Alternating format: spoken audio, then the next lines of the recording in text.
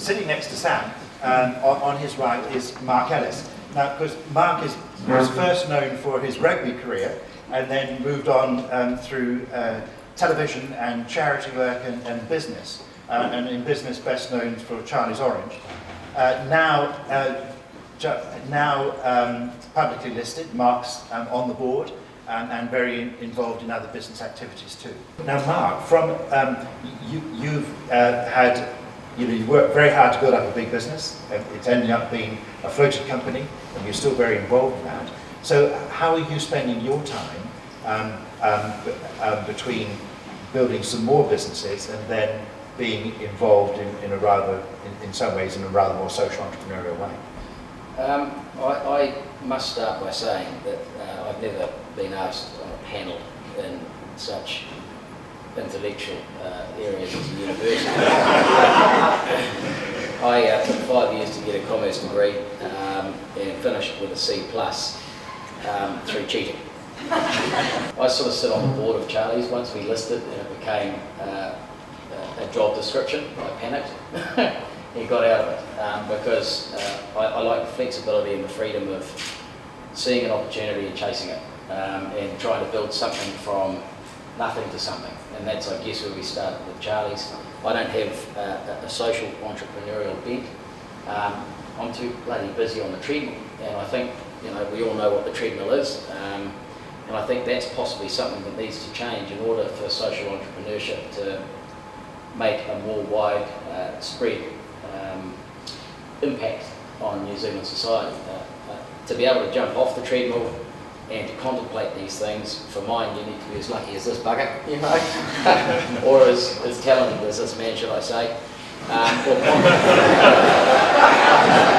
Or conversely, I think you need to have a large heart and to be very socially oriented. And I'm neither. What I could possibly buy into, and I hate to rant here, but the thought of taking your last breath, and that thought extrapolated out of, what do you really wish you'd done more of?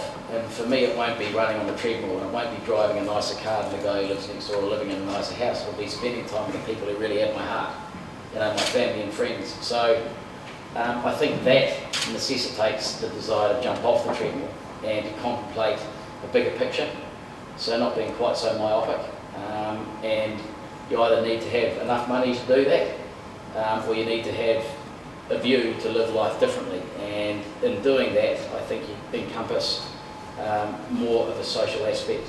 And so I think this potentially has the opportunity to grow. Entrepreneurship, as has already been stated to me, is merely the ability to put your balls on the line and to see an opportunity and have a crack at it. And I see a lot of opportunities on a daily basis in a variety of different areas. It's okay to make money. Yeah, don't get me wrong, I'm trying my best.